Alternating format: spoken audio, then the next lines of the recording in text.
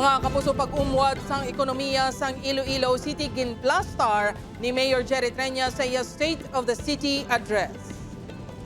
Pagpanghangka sa seguridad, pati man sa kriminalidad sa syudad, kag pila ka mga problema sa syudad, gintalakay si Kim Salinas, nakatutok live gikan sa Plaza Libertad, Iloilo City. Kim, anong update?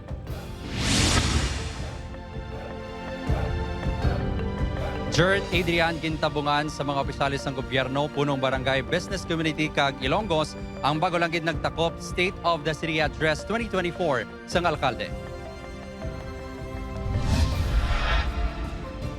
Nagatinat niya ekonomiya, kag padayon niya safe and livable nga syudad.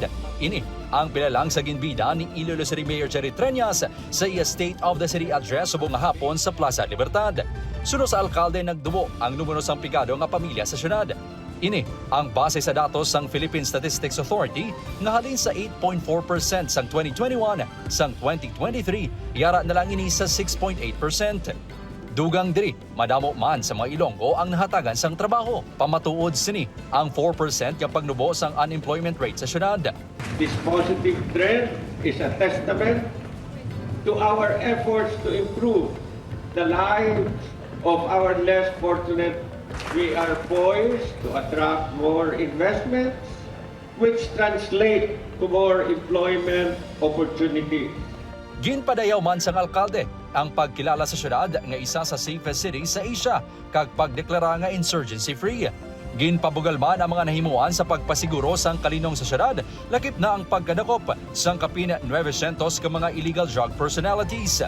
We assure our commitment to continue supporting the PNP and other law enforcement agencies in the fight against illegal drugs and criminalities, from the provision of patrol cars, firearms, ammunition, gasoline allowance, rehabilitation, and construction of police stations. Dugang diri, ginmit lang man ang nagkalain-lain nga rehabilitasyon sa merkado, plaza, kag establishmento sa pampubliko nga lugar. Sa piyak sini ang mga market vendor, padayon ni Rehinyo nga padasigon ang paghuman sa mga merkado. Muna business na mo din. Madugang-dugang tanay, galing wala na. Di paano ka mag-survive, ma? Pangutay. Kabudlay man init-init pa, tapos pigado ang baklanay, kagalinapta ang mga vendors. Bisan ang mga manugbakal, nagalaom sa on-time nga pagtapos ang proyekto.